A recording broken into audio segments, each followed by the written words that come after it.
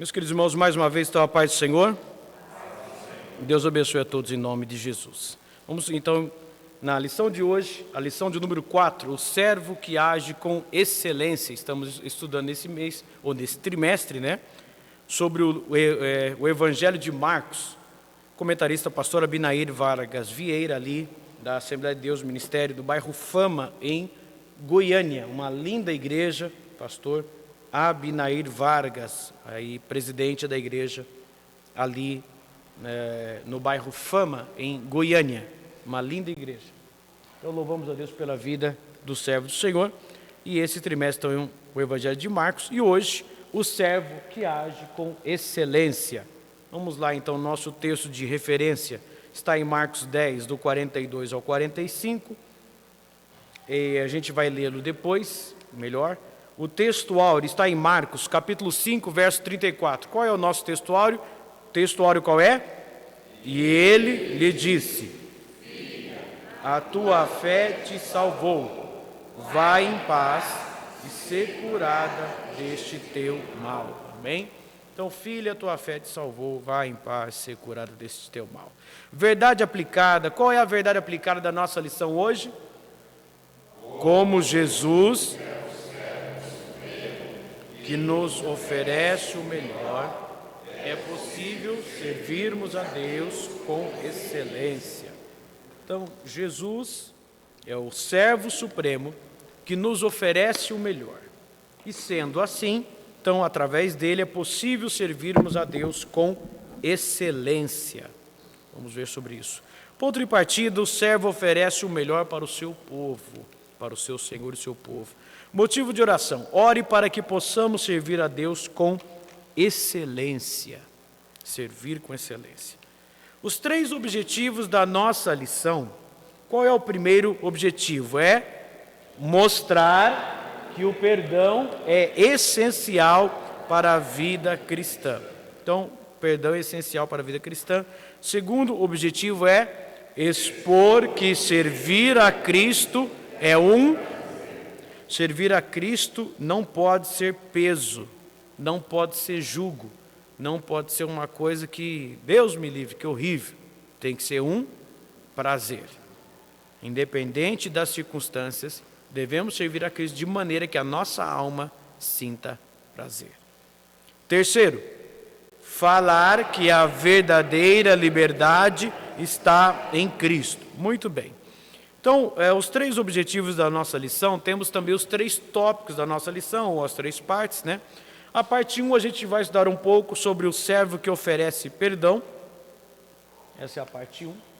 A parte 2 é especificamente ao tema de serviço, né, a Deus. O servo nos ensina a servir. E a 3 fala sobre essa liberdade que o servo dá a todos. Obviamente, o texto se refere como servo sempre a, nesse caso, né, o servo está com letra maiúscula, referindo-se a Jesus.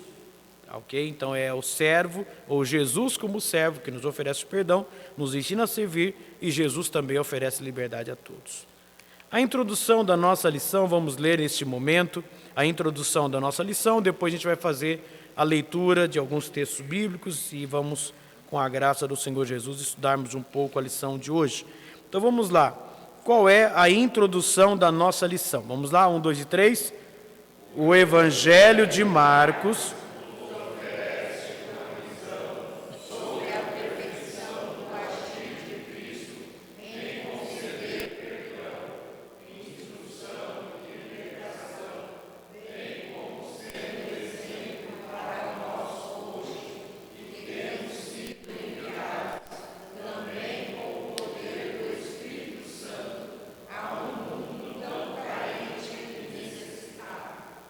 Amém. Deus abençoe. Houve a falha aqui, mas já corrigimos aqui. Foi uma conexão aqui. Então, que Deus nos ajude. Ele oferece uma visão sobre a perfeição do agir de Cristo em conceder perdão, história de libertação e também o exemplo, né, para nós. Muito bem. Vamos lá, então, com a ajuda do nosso Senhor Jesus, o mestre dos mestres, vamos tentar estudar um pouco a lição de hoje, a lição de número 4, tendo por tema o servo que age com excelência. Abra a sua Bíblia, por favor, Evangelho de Marcos, capítulo de número 10. Evangelho de Marcos, capítulo de número 10, que é o texto de referência da nossa lição. A nossa lição, na verdade, o comentarista, ele se baseia, à medida que vai trabalhando a lição, outros textos no Evangelho de Marcos vão surgindo. Mas o primeiro texto é o texto de referência, Marcos 10, ele cita a partir do 42. Evangelho de Marcos 10, 42, diz assim: Mas Jesus, chamando-os a si, disse-lhes: Sabeis que os que julgam ser príncipes das gentes, delas se assenhoreiam, e os seus grandes usam de autoridade sobre elas. Mas entre vós não será assim. Antes, qualquer que entre vós quiser ser grande, será vosso serviçal. E qualquer que dentre vós quiser ser o primeiro, será servo de todos. Porque o Filho do Homem também não veio para ser servido, mas para servir e dar a sua vida em resgate de muitos. Muito bem. Todos sabemos que o Evangelho de Marcos, ele aponta, ou ele procura apresentar o Senhor Jesus como servo. Já sei que os irmãos estudaram, mas só para relembrar, os evangelhos chamados sinóticos, né? Por que sinóticos? Porque eles contêm textos semelhantes. Eles contêm textos semelhantes, tá? Eles são sinóticos por isso. É a palavra grega que remete à ideia de ser semelhante. Eu vou colocar algo aqui aos irmãos, só para melhor tentar subsidiar isso. E se for o caso, Mateus, eu carrego aí também para você. Então, olha só, como a gente está falando desses evangelhos sinóticos, volto a repetir a questão da definição, né? Ele é sinótico porque uma boa parte do que está escrito em um material, você tem em outra, ok? São 3 os evangelhos sinóticos. João, na verdade, não entra muito como sinótico, porque, embora que ele contenha umas partes. Mas se formos compreender melhor, Mateus, Marcos e Lucas, eles concentram a maior parte do ministério de Jesus, basicamente desde o início, varia um pouquinho entre eles, pega mais a Galileia. João, ele se baseia, ele cita muito rápido a parte da Galileia, ele se baseia mais no ministério de Jesus a partir dos momentos que ele estava mais para cima, na Judéia e em Jerusalém. Então, muitos textos de João, você encontra Jesus em Jerusalém. Então, em outras palavras, é uma outra parte do ministério de Jesus. Não sei se estou sendo claro nessa manhã, tudo bem ou não que estou tentando dizer? Amém? Então, já os outros evangelistas, eles trabalham de uma maneira que possa, o seu contexto ou o seu texto possa apresentar a maior parte, ou uma boa parte, do ministério de Jesus. Deixa eu pegar aqui e colocar logo para vocês o que eu estou tentando dizer.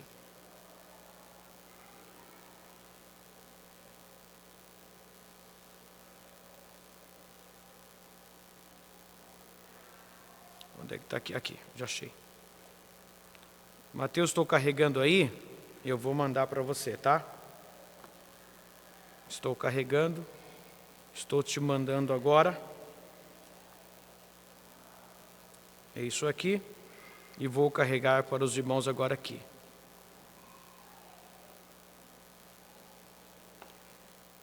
Então aqui, deixa eu ver se vai dar certo a maneira que está aqui. Eu vou dar -1, eu vou acertar a tela para vocês. Ok. Deixa eu ver se eu consigo aqui, aqui dá certo, vou colocar -1. Vamos ver agora internamente se dá para ver assim. Deixa eu ver como é que fica. Eu vou ter que colocar mais um, porque estamos aqui na tela, na forma aqui. e aqui eu explico melhor. Ok. Está com zoom bastante.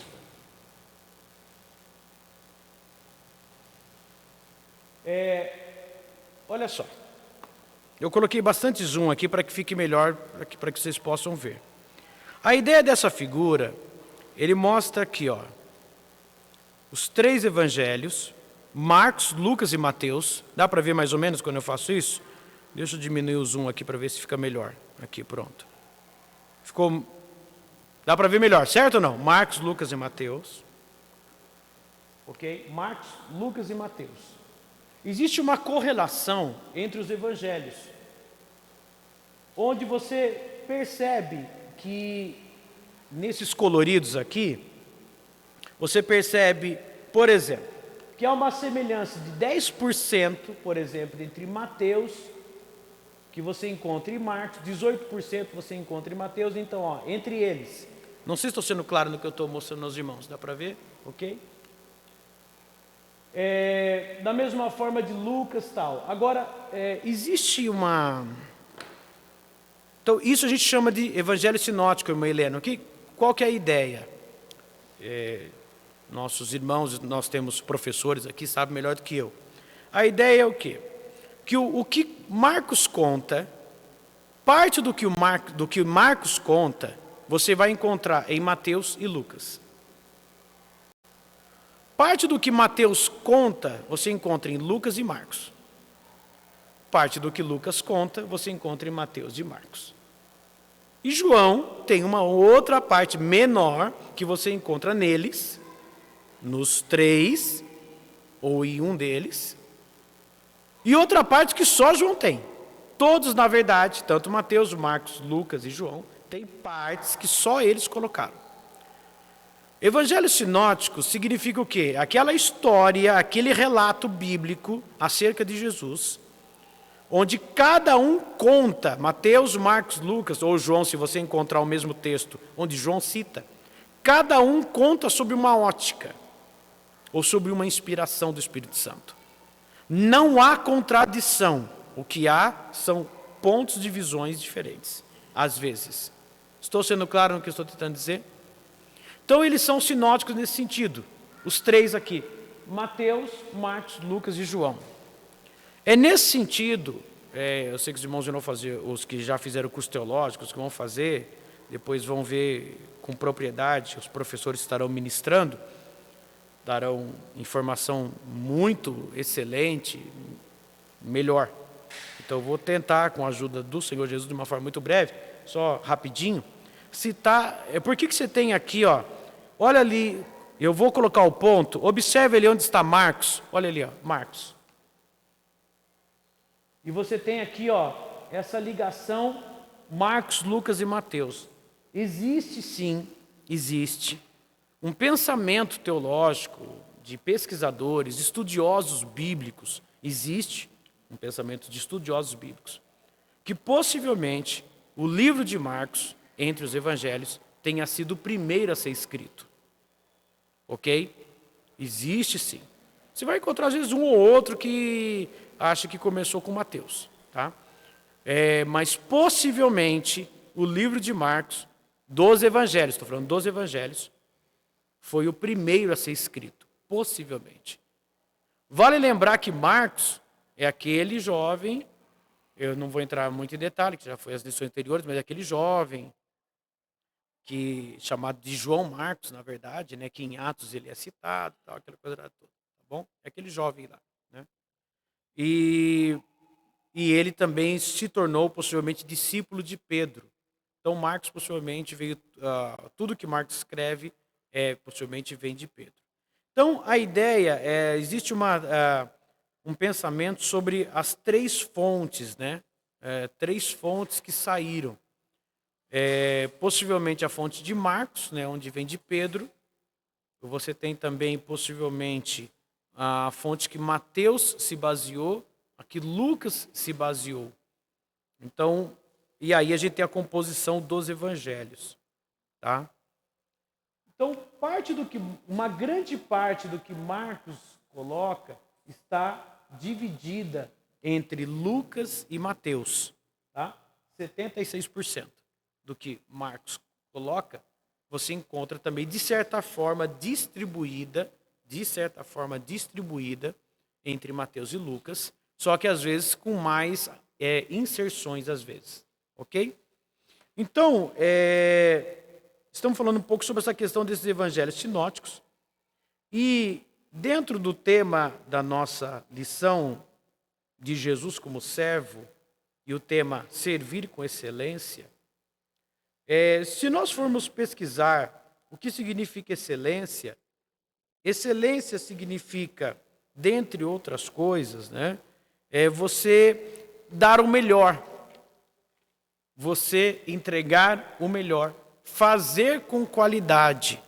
É aquilo que tem qualidade. Tá? Então, dentro disso, na nossa lição de hoje, o servo que age com excelência, Marcos então explica para a gente, ou nos mostra, no texto que nós lemos, que as lideranças, ou ser líder da casa de Deus, no ministério de Jesus, não é ser servido, mas é apresentar com excelência, com qualidade, com entrega. Por exemplo, o que seria um culto com excelência? Tudo depende de quem está recebendo o culto. Não sei se vocês vão concordar. O que eu estou tentando dizer? Um culto com excelência. Se alguém quer qualidade humana em um culto, se não tiver qualidade humana, então para ele ou para ela, aquele culto não teve excelência. Estou sendo claro no que eu estou tentando dizer? Sim ou não, irmãos? Está tudo bem o que eu estou tentando dizer ou não? A excelência na parte humana envolve qualificação, envolve muita coisa na parte humana, o que é excelente, né? O que é bom. Para Deus, excelência envolve essência. Para Deus, excelência envolve o que está do íntimo para fora. Vou dar um exemplo do que eu quero dizer, diácono irmão Jair. Uma coisa é a pessoa, eu vou falar uma frase, que às vezes algumas pessoas usam, e devem pensar bem antes de usar. Mas algumas pessoas falam assim, ó, por exemplo, você vai dar a oportunidade para alguém louvar. Fala assim, ó, eu não ensaiei.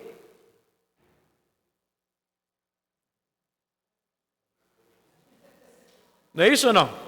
Eu não ensaiei. Aí ele completa, ele ou ela completa. Aí fala qual é a frase? Mas é para Jesus. Eu vou louvar, enfim.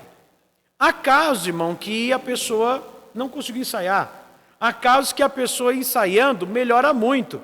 Mas diante de Deus, irmão, e não me leva a mal, pelo amor de Deus, em nome de Jesus, não peque, né? Não peque e não se desvie. Mas há casos que até ensaiando, não vai sair mesmo, irmão. Porque há pessoas que são desafinadas e acabou. Ele ou ela pode ensaiar e não ter o que fazer. Se colocar para cantar, vai sair.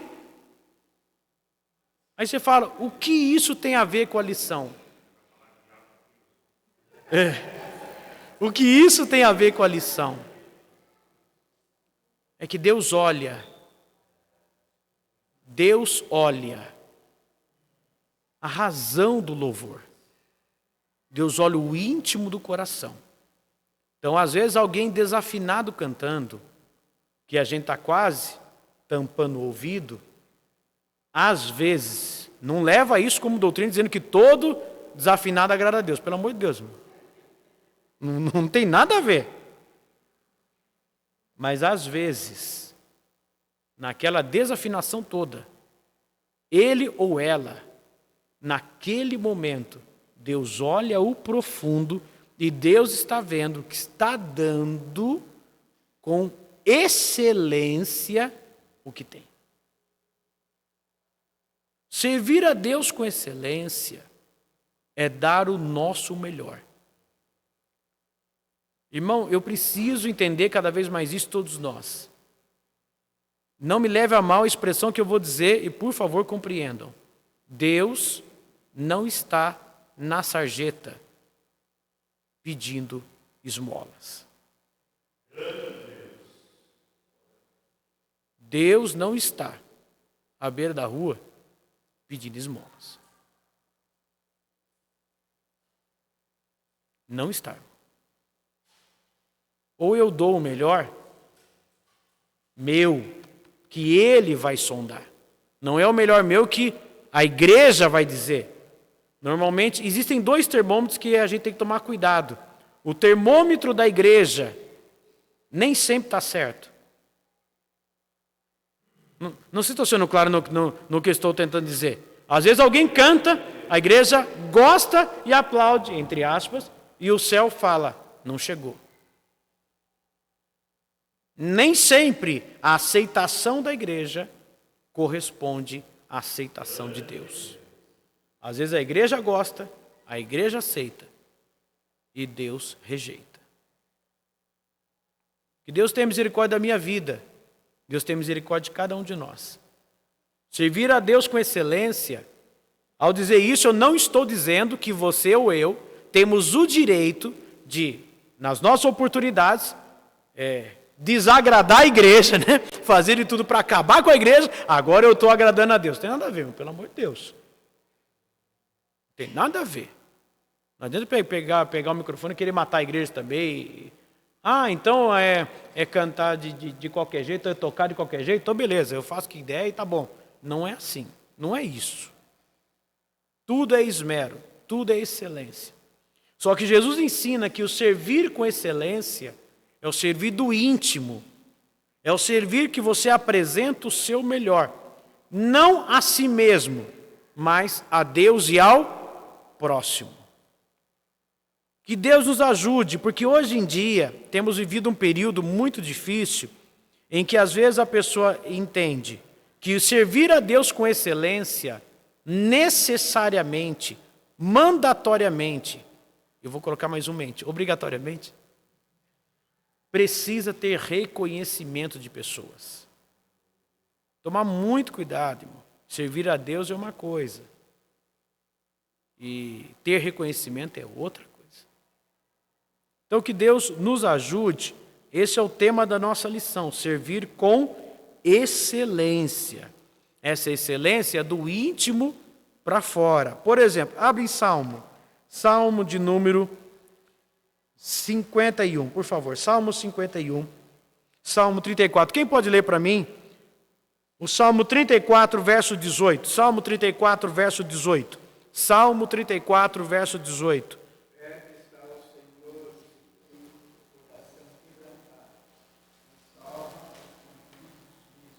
Perto está o Senhor dos que têm coração quebrantado e salva os contritos de espírito. Coração quebrantado, um coração que não é cheio de orgulho, já está caminhando para servir com excelência. Salmo 51, 17, como é que está escrito aí? Salmo 51, 17.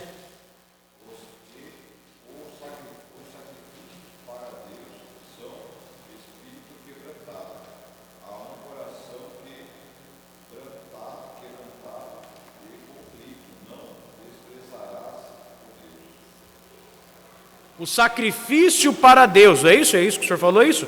O sacrifício para Deus são o quê?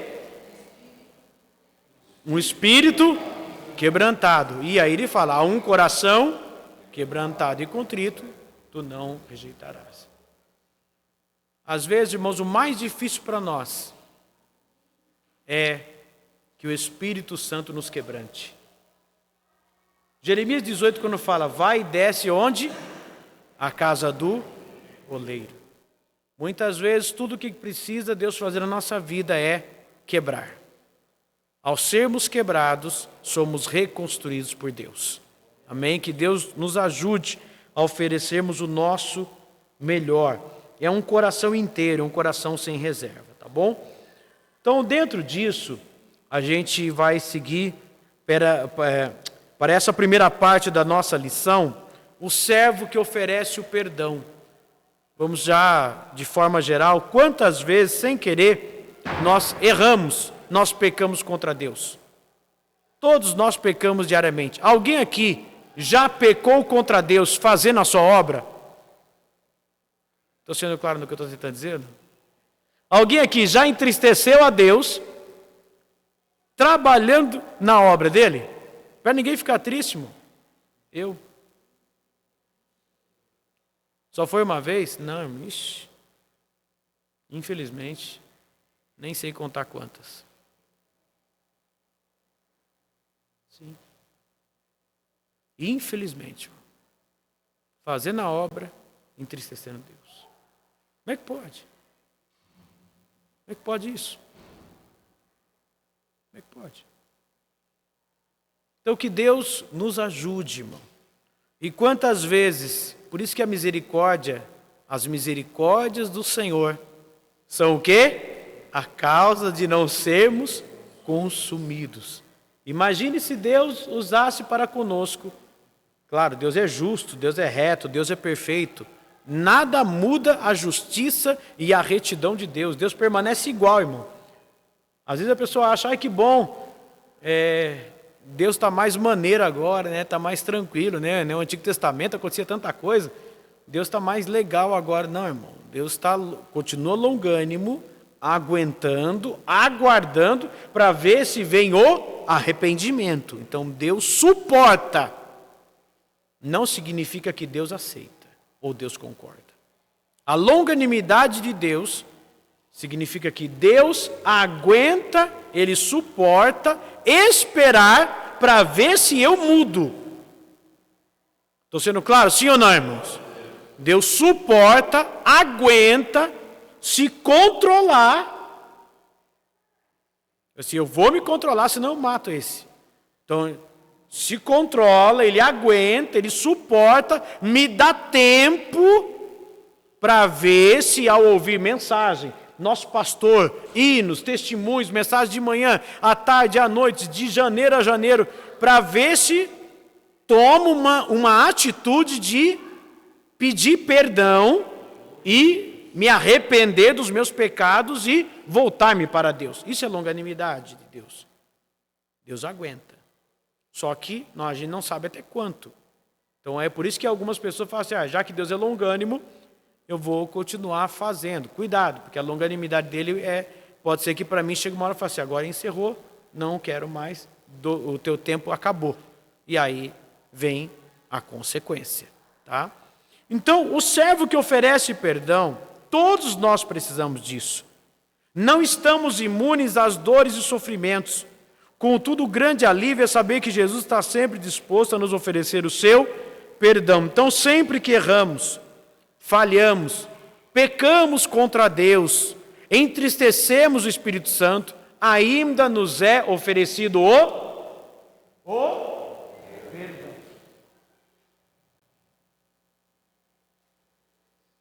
E é dentro disso, do item 1 da nossa lição, perdão, eu já escrevi a gente já falou sobre isso e volto a falar de novo, isso é para mim, para quem quiser entender.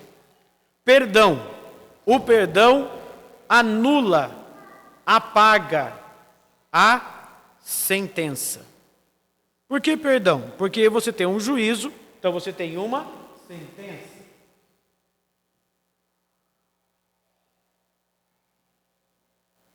Quando eu e você pedimos perdão e somos perdoados por Jesus, através do seu sacrifício na cruz, ele vem e nos é apagada, nós não temos mais não temos mais a sentença. Então o perdão anula, aniquila a sentença. A sentença seria réu do inferno. Tudo bem, irmãos, o que eu estou tentando dizer nessa manhã? Amém? Tudo bem? Anula a sentença. Perdão anula, aniquila a sentença. Mas nunca, irmão, nunca, o perdão anula a consequência.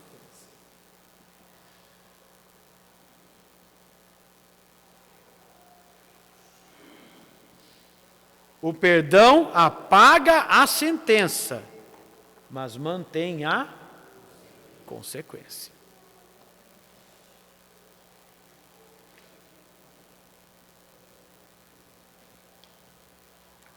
Quando eu falo consequências, estou dizendo o texto bíblico, porque tudo que o homem semear, não é isso ou não? Tudo que o homem semear, dele também, disso também ceifará. É nesse sentido que estou falando. Tá? Então, como consequência, eu não estou dizendo, não é correto, a igreja jamais pode fazer. Alguém que teve alguma situação, passa por uma disciplina, aí a pessoa marca aquela pessoa, parece que põe um X nela, a vida inteira, ele ou ela, o crente, não, porque ele fez isso, ela fez isso. Pelo amor de Deus, irmão, para com isso. Como se nós estivéssemos ilesos, imunes, de nunca cometer algo igual ou pior. Toma cuidado, irmão. Às vezes...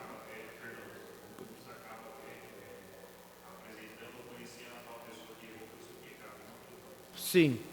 Então, a gente toma muito cuidado para a gente não olhar para alguém, porque teve um problema em um passado, que já foi perdoado por Deus, e a gente olhar isso e dizer, não, esse ou essa é isso. Por quê? Mas por que é isso? Não, porque há 30 anos atrás fez isso. Oh, pelo amor de Deus, irmão. Se fez há 20, 30 anos atrás, a pergunta é, continua fazendo? Continua no mesmo estado de pecado? Continua praticando isso? Ah, não, isso já foi. Então tá, irmão. Nenhuma condenação há para os que estão em Cristo Jesus, que não andam segundo a carne, mas segundo o Espírito. Já foi, irmão, já era. Olha para frente e toca o barco. Como se... Tomar muito cuidado, irmão, porque se a gente vive uma vida de acusação dos outros, a gente está pendente, ou até... uma certa, não é nem pendente, mas uma certa tendência, né? Tendente a cometer igual ou pior, tá? Então oferece o perdão. O perdão do servo traz paz. Aqui é o texto de Marcos 2 que mostra, item 1, parte 1, o perdão do servo nos ocasiona paz. É Marcos 2. Quem pode ler para mim item 1, parte 1 aqui no microfone, por favor? Item 1, parte 1. Quem pode ler, por gentileza? Item 1, parte 1. Por favor. Modão, obrigado, Diácono Modão. Tá, senhor, irmãos. O perdão do servo nos ocasiona paz. Conforme observado a cura do paralítico em Cafarnaum, adveio com a ajuda de 4 amigos, que o levaram até o telhado e desceram com ele de lá até Jesus. Marcos 2:3. Essa ideia se deu a partir que a população teve conhecimento de Jesus e estava em uma casa e imediatamente se juntaram tantos que nem haviam como chegar junto à porta. Se bem observado, Jesus, ao perceber a presença do paralítico, trata primeiramente do assunto do pecado. E Jesus, vendo-lhes a fé, disse ao paralítico: Filhos, perdoados estão os teus pecados. Marcos 2:5. Assim, Jesus demonstra que o pecado, na verdade, é o grande problema do ser humano. Visualizamos que, ao perdoar o pecado e ser acusado de blasfêmia, Jesus curou o homem, fazendo com que voltasse para a sua casa em paz. Amém. Obrigado, viu? Obrigado. Então, olha só. Então, esse perdão divino traz paz. Então, às vezes, a pessoa está em busca dos milagres. E nós sempre temos que estar focalizando, tendo como objetivo o quê? A palavra de Deus. Observe o texto de Marcos. Abra lá em Marcos capítulo 2. Observe o texto de Marcos. Marcos 2. Observe o texto de Marcos. Marcos 2. E alguns dias depois, entrou outra vez em Cafarnaum e souberam que estava em casa. Entrou em Cafarnaum e souberam que Jesus estava em casa. Logo se ajuntaram tantos que nem ainda nos lugares junto à porta eles cabiam. Então Jesus, vendo a multidão, fez o quê? Terminou o versículo 2 dizendo o quê? Anunciava-lhes a palavra. Tomarmos isso sempre em mente, irmão. Tudo começa pelo poder da palavra. Os homens souberam que Jesus estava em casa. Então eles foram lá, descobriram o telhado e desceram o paralítico. Colocaram o amigo paralítico no meio de Jesus. Mas Jesus estava fazendo o quê? Anunciando a palavra. Sempre precisamos buscar e termos como objetivo a palavra de Deus. Os sinais seguem a ministração da palavra. Isso a gente já leu outro dia atrás de Marcos 16. O próprio Evangelho de Marcos fala sobre isso. Que esses sinais seguirão os que crerem. E o texto diz, nós lemos há dias atrás, que o texto termina dizendo que o Senhor confirmava a palavra com os sinais que se seguiam. Então, sempre deve haver a busca pela palavra. É a ministração da palavra de Deus que leva o pecador ao arrependimento. Os milagres são importantes no meio da igreja? São importantes, sim ou não? Sim. Sim. Mas os sinais e milagres, só eles, puros, eles transformam as pessoas? Vamos lá, me ajuda aí, vamos lá. Os milagres e sinais, só eles, sem a ministração da palavra de Deus, os milagres e sinais transformam as pessoas? Não. Maravilham as pessoas.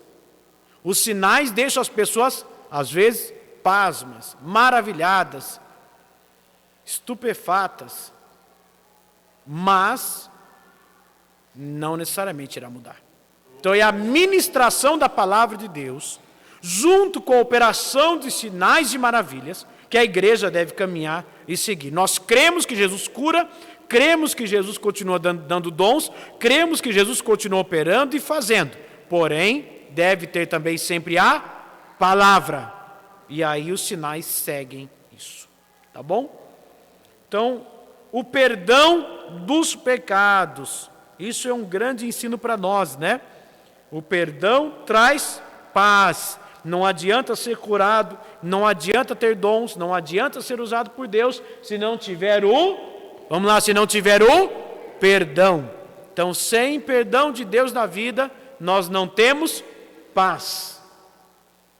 Nós não temos paz, nem com Deus, a Bíblia diz.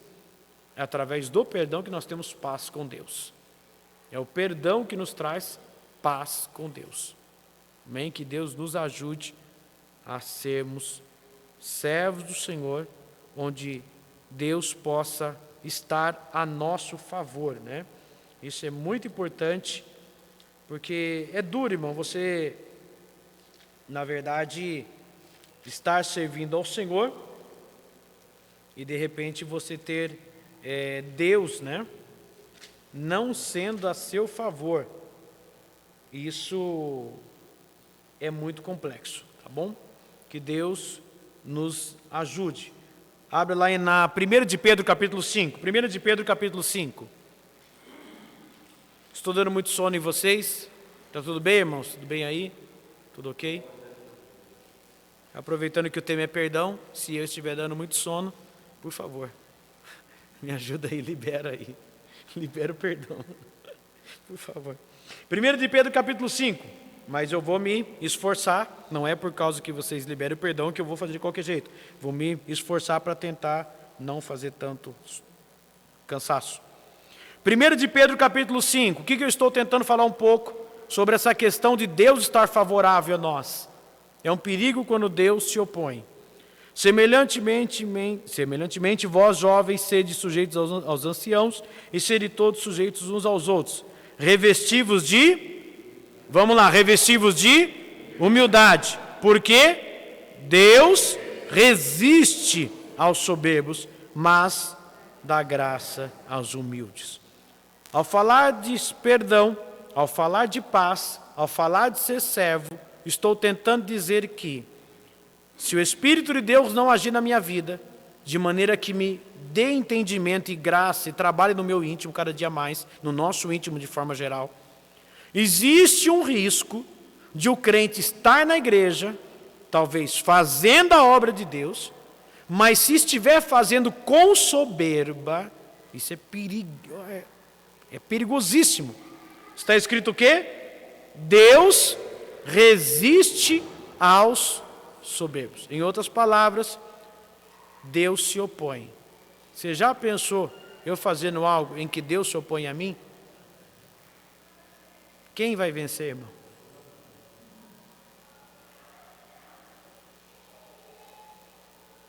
E, ao mesmo tempo, Aos que são humildes, Deus dá graça. Em outras palavras, se torna favorável. Então, às vezes, é por isso que às vezes alguém olha e fala, mas como pode esse irmão ou essa irmã, em tal coisa, em tal função, em tal posição, ter feito isso? Isso é, que Deus abençoou tanto, que o trabalho cresceu tanto, como é que pode? Ele ou ela não é nada. Pois é, irmão. É exatamente isso. O segredo é esse. Deus se opõe ao soberbo, mas dá graça aos humildes. Em outras palavras, Deus é favorável, Deus favorece, Deus abençoa quando fazemos com humildade. Amém? Todos nós. Ok? O perdão, item 1, parte 2, do servo nos permite crescer na fé. Crescer na fé. Como se faz para crescer na fé? Para crescer na fé, basta ficar 30 anos na igreja. Não é isso ou não? Quem tem 40 anos de crente é um gigante na fé, não é isso?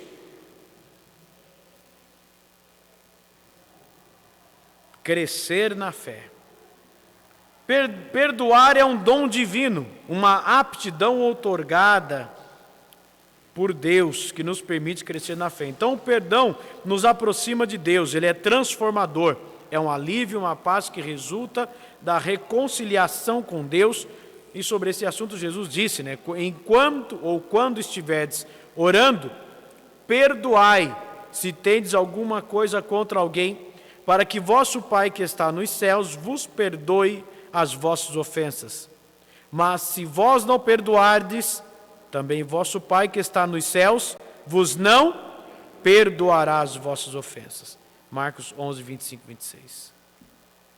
O que procuramos colocar aqui é que perdoar é um dom divino, uma aptidão outorgada por Deus que nos permite crescer na fé. Irmão, aqui é o ato de perdoar. Que Deus nos ajude. Todos nós gostamos de receber perdão. Todo mundo fica feliz quando é perdoado, sim ou não? Quando a gente comete um erro e Deus perdoa e alguém também nos perdoa. É uma alegria enorme. Agora, e perdoar? É isso que Jesus está dizendo. Que nós, no que depender de nós, precisamos perdoar.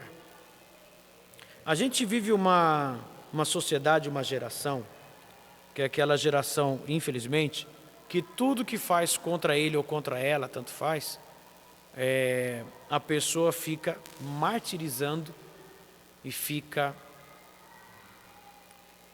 É o senso de justiça. Há muito crente que, se não vigiar, irmão, nas orações, em vez de ser oração dada a Deus, é uma oração de cangaceiro.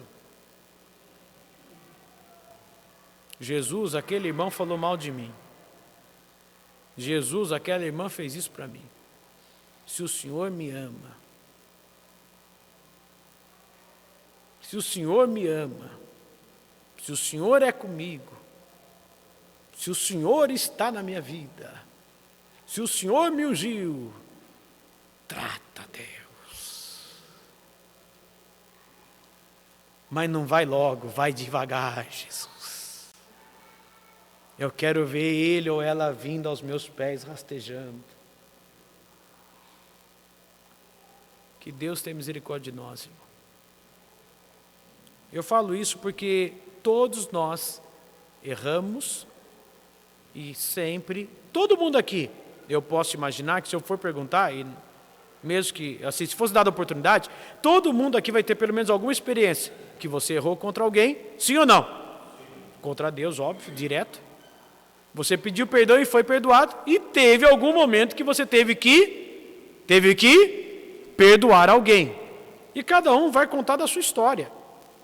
Porque tal pessoa fez isso para mim, tal pessoa falou mal de mim, porque tal pessoa pisou no meu pé, é o outro que emprestou dinheiro e não me pagou, é o outro que não me reconheceu, é outro que não sei o quê, é outro que não sei o que lá, que não sei o que, enfim.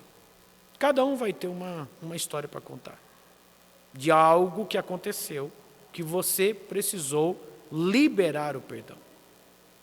Então que Deus nos ajude a praticarmos o perdão, porque assim como eu preciso receber perdão, eu preciso praticar. E grava bem isso, irmão. Deus sempre vai permitir situações em que a gente tenha que liberar perdão. Liberar perdão, o pastor Daniel Nogueira sempre dava aquele exemplo, né? Quem se lembra o exemplo que ele dava? Da batata quente, não é isso não? Que veio na sua mão e você passa para outro. Quando você perdoa, você está livre. Há uma frase que eu achei bem interessante, muita gente deve conhecer, se não todos, né? A falta de perdão, ou não perdoar alguém, não perdoar alguém, é a pessoa achar, que é a pessoa beber um veneno e achar que quem vai morrer é o outro. Toma muito cuidado, irmão. Libere o perdão. Eu, como obreiro, eu sei que cedo ou tarde, eu nem vou perguntar se eu já magoei alguém aqui, porque eu sei que muita gente vai levantar a mão. Mas eu sei que sem querer, mesmo eu não querendo, irmão, eu já magoei. Até aproveito e já peço perdão. Já. Pois não, meu Fernando. Daniel,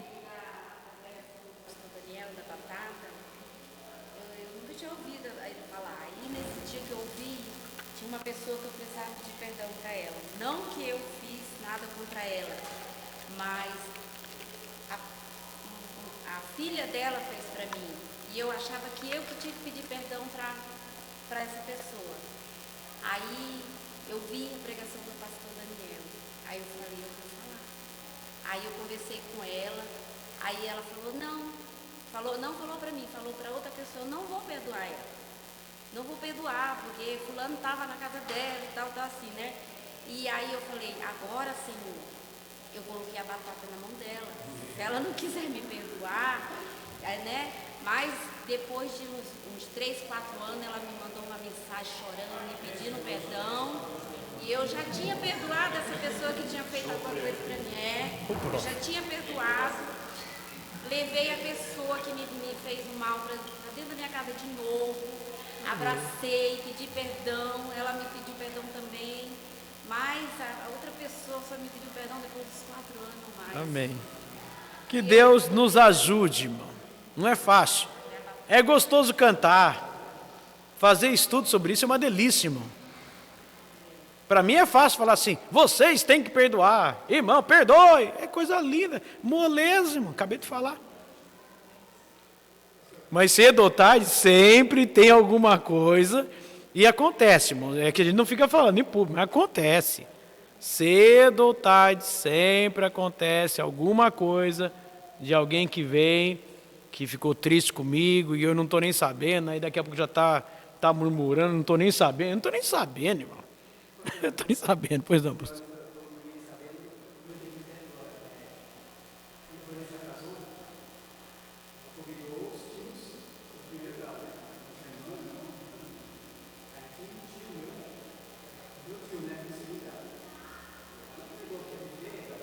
Sim, sim.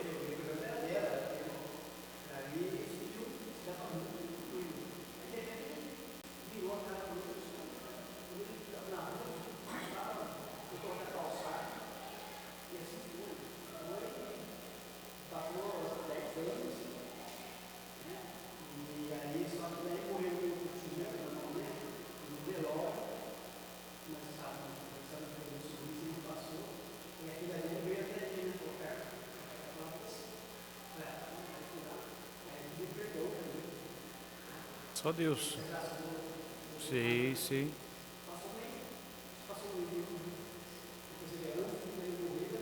Ainda ele pediu perdão. Sim, sim. Sim. Que Deus... Sim, um mês antes de ele partir, ele pediu perdão, né? O pastor Zé Carlos mencionando aqui. Sim, sim, o senhor não tinha nada. É isso mesmo, irmão. O perdão é um dom que Deus... quando eu digo dom, assim, é o sentido de exercer.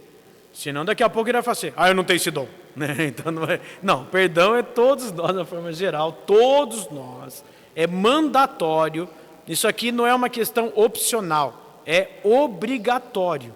E grava bem, irmão, cedo ou tarde, alguma coisa vai acontecer na tua vida, na minha vida, seja na família, no trabalho, na escola, na igreja, não se engane, não vai achar que, mas na igreja aconteceu, pois é, na igreja mesmo, você vai ter que liberar perdão, aqui dentro mesmo, porque cedo ou tarde, alguma coisa vai acontecer que vai te magoar. Isso é comigo e é com todos nós, irmão. Porque quem magoa não são as cadeiras, são as pessoas. Mas eu estou na igreja. Pois é, irmão, está na igreja, tem gente. Onde tiver gente, vai ter possibilidade de ter mágoa. Na tua família você tem. O pastor Zé Carlos acabou de citar o exemplo de família, não vai ter na igreja? Não poderia, mas não poderia ter. Pois é, irmão. Aqui somos, se é possível dizer que somos um hospital, né? Somos então um monte de gente que precisa ser tratado por Deus. Então que Deus nos ajude a liberar o perdão, perdoar, né? Naquilo que a gente souber, é fazer igual ao nosso irmão Fernando. Se sabe, vai e já pede perdão. Se não sabe, a hora que souber, né? É difícil que o Espírito Santo nos ajude. Eu já tive vários casos, eu sempre conto esse porque esse foi muito emblemático para mim. Não sei se eu tenho outro agora, na mente pelo menos agora não vem outro, presbítero Gabriel. Mas vem aquele caso que eu sempre comento, que é o que agora vem esse aqui, que foi aquela Santa Ceia lá no salão, é incrível. Aquilo me marcou demais. Eu lá na mesa, eu, pastor Antônio Amora, a gente na mesa lá já para começar a Santa Ceia. O pastor ele ia fazer a leitura oficial.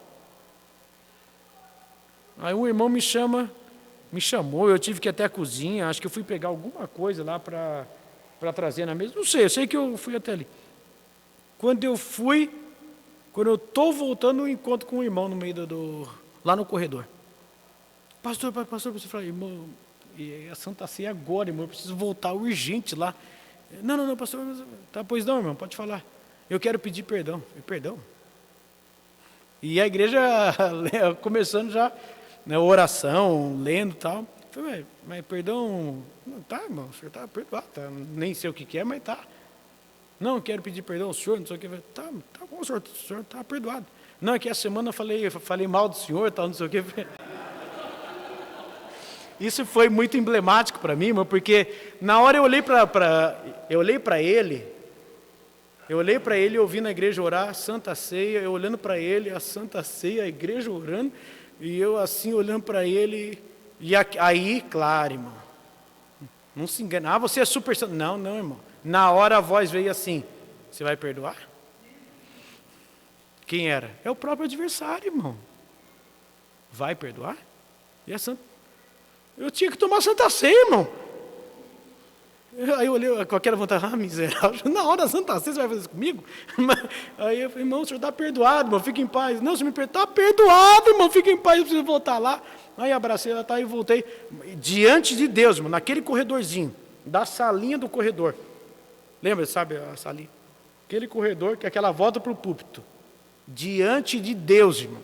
Cada passo que eu dava, vai perdoar? Falar, não. Eu tive que subir e falei, está repreendido em nome de Jesus, irmão. Está repreendido, eu vou tomar minha Santa Ceia, eu vou adorar a Deus e o irmão está perdoado em nome de Jesus. Só que marcou, né? Marcou assim, nesse sentido, né? Ficou emblemático, né? E aqui termino essa parte aqui, porque citando até um caso que teve da nossa convenção. Um dos pastores da nossa convenção, na verdade de Minas Gerais também, ele é médico, neuro, e ele contou que teve um caso, o pastor Toromora ouviu já sobre isso, que um dos pacientes ia lá, e muito doente, muito mal, e ele neuro. E ele perguntou, o que está acontecendo? Acho que o pastor Rogério também já deve ter ouvido. E ele, mas o que aconteceu? E aí a família começou a contar, e ele contava. Ele contou tudo. Tudo. Mas porque ele muito mal, e contou. Aí a hora que terminou tudo, aí falou assim, doutor, o senhor tem uma receita? Eu falei, tenho. Ele escreveu Entregou. Entregou para ele. A hora que ele entregou, ele conta, né, que ele escreveu perdão. Tudo, ou seja, tudo aquilo que aquela pessoa estava passando era a falta de liberar perdão. O homem estava doente, tomando remédio, nesse caso de tarja preta, enfim, né, específico, por falta de liberar perdão. Uma mágoa muito grande que ele tinha há anos guardada no coração. Que Deus nos ajude. Então, o perdão nos oferece um novo recomeço, a gente já viu sobre isso também no sentido de ser liberto, né, obedecendo a Jesus e começando uma nova vida em nome de Jesus. Então, o perdão nos permite crescer na fé, nos traz amadurecimento e nos permite ter um novo recomeço na vida. Quando erramos, somos perdoados, temos um novo recomeço. Ao liberarmos o perdão, nossa vida flui em paz em nome de Jesus. Então, no que depender de mim, no que depender de cada um de nós, libere o perdão. Em outras palavras, perdoe. E se souber que você ou eu erramos, devemos fazer o quê? Pedir perdão. Amém? 2. Ensina a servir.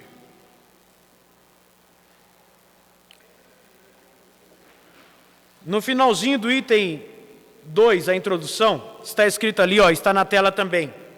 A palavra servo no Evangelho de Marcos é direcionada a Jesus e está relacionada, claro, ao sentido de ser humilde, né?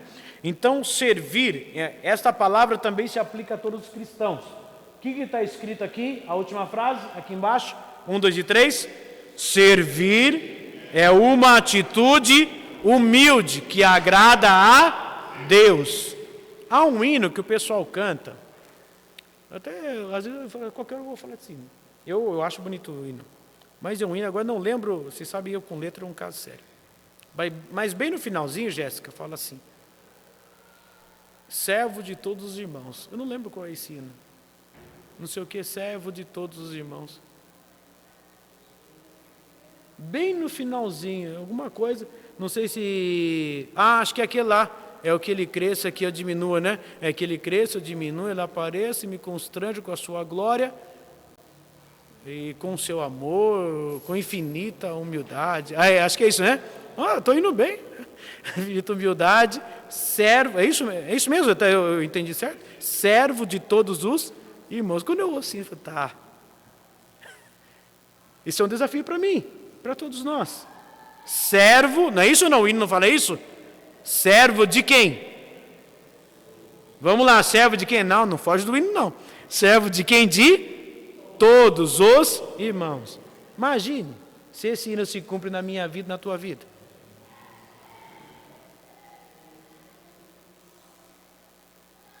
Todos estão compreendendo o que eu estou tentando dizer? Sim ou não? Servo de todos os irmãos. Irmão, me ajuda a colocar o carro ali. Procura outra pessoa. Tá, ajuda. Irmão, será que o senhor pode pegar um pano e limpar o banheiro? Agora eu estou limpando o banheiro. Irmão, você me ajuda a empurrar a cadeira aqui? Agora eu estou também empurrando a cadeira. O hino fala, servo de todos os irmãos. Mateus vira e fala assim, irmão, me ajuda a mexer a câmera. Agora virei a cameraman, agora tem que ficar mexendo na câmera da igreja.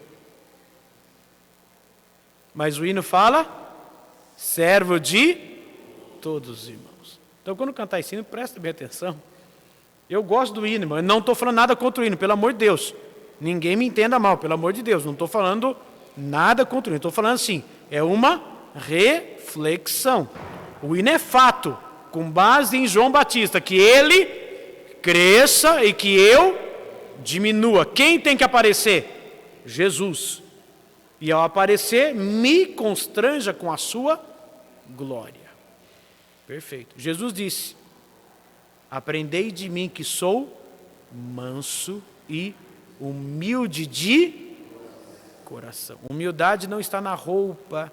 Às vezes o crente acha que um crente humilde, eu estou com uma gravata, o crente humilde é aquele crente que está com a gravata torta. Não é humilde, mas isso é falta de cuidado, talvez um espelhozinho que não deu tempo na correria. O crente humilde é aquele crente que está todo, todo sujo. Não, às vezes é porque veio do trabalho. Ou no meio do caminho da igreja, pegou uma baita de uma poça de de lama, por exemplo, né? E chegou sujo, não tem problema. Mas isso não significa que ele é humilde. Ou não, às vezes o camarada não está nem aí mesmo. Então, humildade é de coração. Pergunto, um crente andando a pé pode ser humilde? Vamos lá, me ajuda aí, vamos lá. Um crente andando a pé pode ser humilde? Eu digo assim, se ele não tiver carro, independente disso, ele pode ser uma pessoa humilde? Sim. Mas não significa que andar a pé é sinônimo de humildade. Um crente andando de carro zero, ele pode ser humilde? Pode mesmo, gente? Chega um irmão aqui com uma BMW novinha, pode ser humilde? Pode sim ou não? Pode, irmão. Porque a humildade é de coração. Tudo depende, Jesus disse, onde estiver o vosso tesouro, ali estará também o vosso coração. A questão é, o meu coração está naquilo? É isso que nós temos que pensar. Onde está o nosso coração? Então, a humildade, né, nos ensina a servir com humildade. Então, 2:1, com o nosso melhor, é o que a gente falou, dar o nosso melhor. Para Jesus, o fato de uma pobre viúva, aqui é o texto de Marcos 12, ter depositado 2 pequenas moedas não a fez menos amada por Deus do que os demais. Observe o texto de Marcos 12:41 na tela. Olha ali, ó, por favor. Está escrito o quê? E estando Jesus defronte da arca do tesouro, observava como a multidão lançava o dinheiro na arca do tesouro, e muitos ricos deitavam muito. É pecado ser rico. Deus não quer dar riquezas. É pecado um crente ser financeiramente bem. A base bíblica em que Deus condene riqueza material, existe isso, irmão? Não. Na Bíblia Sagrada, nós encontramos crentes que foram ricos na presença de Deus, foram ricos financeiramente falando. Teve crente rico, sim ou não? Vamos lá, teve sim ou não? Me cita alguns exemplos, vamos lá, me ajuda aí. Abraão, Jó, era tudo desviado, né? Jó.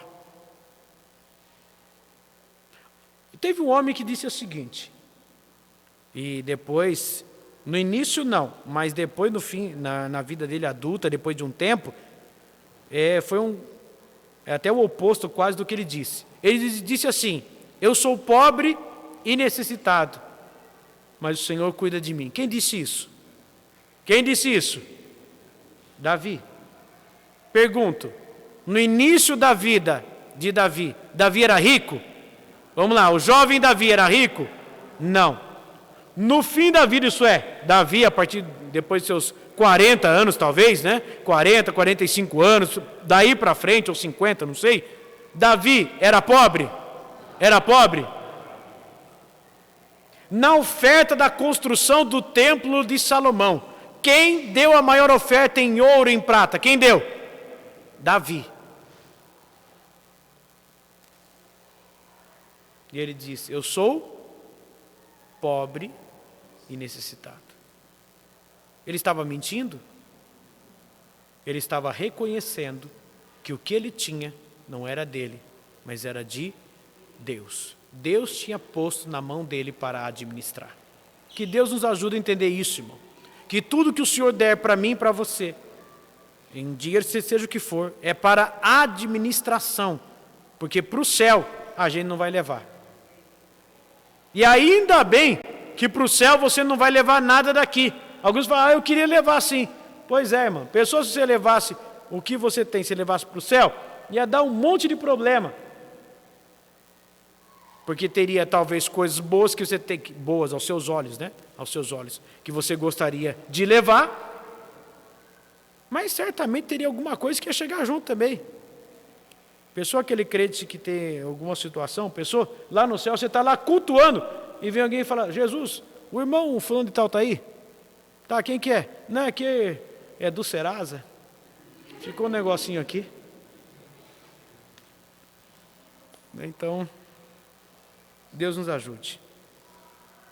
Servir com o nosso melhor. Repetindo, irmão, o nosso melhor deve ser do íntimo do coração. Então, que Deus possa me ajudar a dar sempre o melhor. Então, se você vai trazer uma mensagem, faça o teu melhor. Vai fazer qualquer coisa para Deus, faça como o melhor. Não entregue esmola. Nós vamos ofertar o nosso melhor. O texto que lemos de Marcos 12 mostra que Jesus observava a maneira. Então Jesus olha, ele observa o meu coração, o teu coração, ele observa tudo, irmão, tudo. Ele observa tudo. Então, às vezes, alguém dando um valor X, Deus abençoe. Estou falando de oferta. Deus pode receber independente.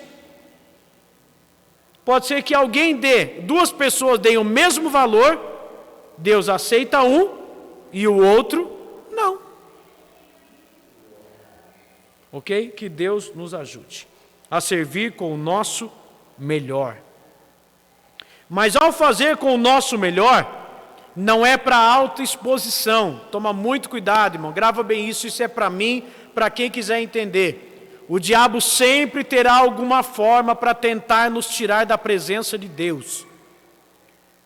Eu vi um estudo uma vez, aos obreiros aqui até comento também, todos de forma geral, sobre êxito ministerial.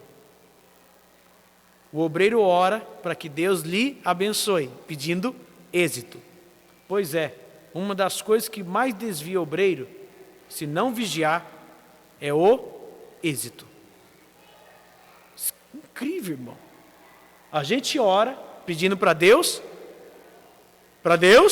abençoar. Deus abençoando, dá certo, não é isso ou não? Sim ou não, gente? Mas uma das coisas que mais desvia o obreiro é o êxito. Você fala, mas por quê? Porque o diabo, muitas vezes, se levanta e vem, você faz, você é bom. Você trabalha bem, irmã. O departamento na tua mão é outro. Nossa, o jeito que você canta. Nossa, o jeito que você faz. Ninguém igual a você nessa igreja, não. E é tudo que o diabo precisa para começar a criar dentro de cada um de... Isso é, irmão, isso é geral. Opa! Nossa, quando você rege. Nossa, quando você, sei lá, faz tal coisa. Nossa, quando você toca. Nossa, como você limpa. Nossa, como você faz o café. Ninguém faz o café igual você. Nossa, como você faz isso. Nossa, como você faz aquilo. E Deus abençoa, mas se não vigiar, isso derruba. Que Deus nos ajude. Então, servir com humildade. Humildade não é desleixo, não é sujeira. Não é sinônimo de fazer de qualquer jeito, mas é fazer com excelência, dar o nosso melhor, mas humildemente. O que é isso? Reconhecendo que tudo é para a glória do Senhor Jesus. E se algo acontecer, é porque Jesus recebeu e Ele operou para a sua glória. Não me leve a mal, mas eu vou citar, mencionar, talvez recomendar, se quiserem ver. Há um filme, pouca gente sabe disso, mas sabe aquele cantor Michael Smith? Quantos já ouviram falar dele? Michael Smith. Alguns. Ninguém conhece, gente? Michael Smith, alguns. Ele é aquele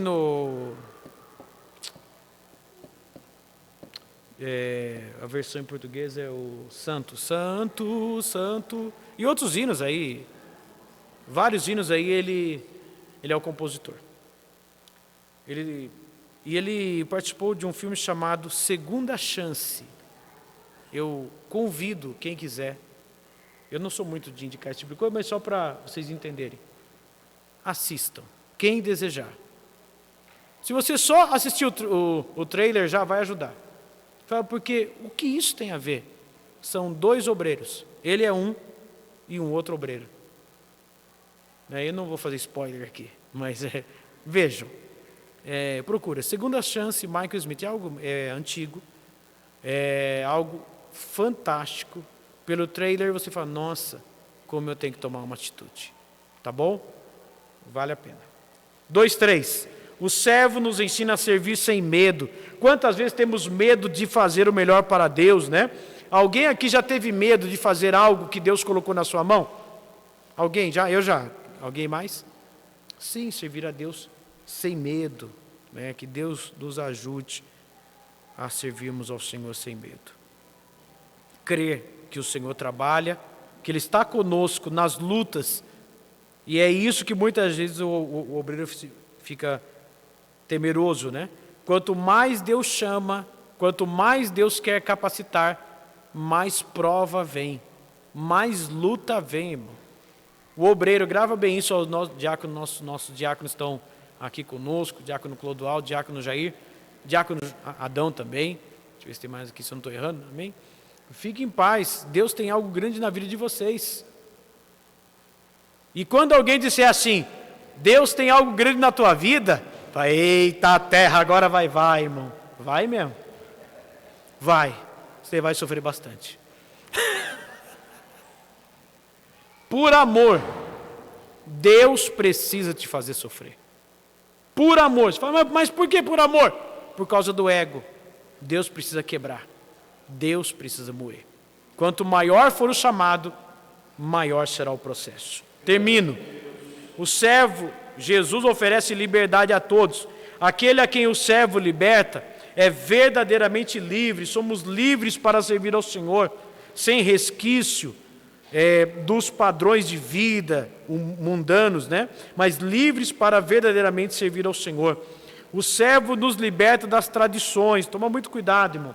As tradições a gente respeita, gosta, mas a tradição não muda, não transforma ninguém. Não é a liturgia da igreja que vai mudar, transformar alguém. Também não precisa mudar a liturgia. Cada igreja tem a sua liturgia. Cada denominação tem a sua liturgia.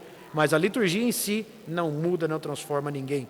Que possamos viver uma vida pedindo ao Senhor que o Senhor tire de nós tudo aquilo que às vezes a gente está no comodismo, no nosso eu, para sair das tradições. Repito, eu não estou falando para mudar a liturgia do culto. Não é isso que eu estou falando. Cada igreja tem a sua liturgia. Se alguém fala assim, mas a Assembleia de Deus é o hino da harpa e tal, pois é, nunca muda. Pois é, irmão, é desse jeito mesmo. Mas lá na comunidade, pois é, se você frequentar 3 cultos da comunidade, serão iguais os 3 cultos. Tem a forma de liturgia lá. É que é diferente daqui. Simples. Cada denominação tem a sua liturgia. Ela se repete. Toda denominação tem a sua liturgia. Varia de uma para outra. Mas toda tem e é repetitiva. O servo veio para promover a ação de Deus no mundo. Que Deus me ajude, nos ajude a entender isso. Um evangelho de ação. Ele se preocupa em expor os milagres de uma forma que traga ensinamentos. Eu agradeço e vamos para a nossa conclusão. Coloquemos em pé, por favor. Deus abençoe a todos em nome de Jesus. Pastor Zé Carlos, nosso superintendente, Deus abençoe. A todos que estiveram aqui nessa manhã, muito obrigado pela paciência. Vamos ler a conclusão nessa manhã. Em nome de Jesus, vamos ler de uma forma bem firme, por favor. 1, 2 e 3, conclusão qual é? Vimos que o servo sempre tem o melhor para nos dar. Podemos concluir dizendo que os planos deles são sempre perfeitos. Seus conselhos são os mais extraordinários e as suas bênçãos são as melhores. Ainda em pé nós vamos orar. Então a gente conclui. Jesus como servo perfeito, Ele sempre tem o melhor para nós. Quantos creem nisso nessa manhã? Quantos creem? Sempre tem o melhor para mim. Aquela luta, aquela prova, aquele processo é o servo de Deus. Jesus como servo, né? É Jesus trabalhando em nós para me moldar, te moldar, nos fazer semelhantes a Ele, servo. Então a luta e a prova, quanto maior for a prova que você estiver passando, Não desista, mas peça: Jesus, o Senhor como servo perfeito, o Senhor se entregou e me deu o melhor exemplo. Me ajuda, Jesus. E aquilo que Jesus tem na minha vida e na tua vida, há de se concluir para a glória do seu nome. Se você crê que o Senhor tem um ministério na tua mão, não desista. Não se apavore. A luta vai ser grande, mas é para Jesus gerar em mim, em você, a humildade. Nos capacitar, às vezes não para aparecer, mas é para fazer e não aparecer. Você crê nessa manhã em nome de Jesus? Vamos orar ao Senhor. Preside nosso moedinho, por favor, orando ao Senhor. Por favor, orando ao Senhor. Amém? Orando aqui. Pode ser, pode ser. Pai, em nome de Jesus. Me ajuda. Precisamos, Senhor. Que a tua palavra gere fruto na minha alma, Senhor. Toda a tua bênção, Pai. Na lar, na esposa, nos filhos, na tua igreja. Nos dá graça, Senhor. Tem misericórdia de nós. Nos ajuda, Senhor, a sermos servos. Tira toda a barreira. Em nome de Jesus, eu te peço. Me ajuda, nos ajuda, Senhor. Amém.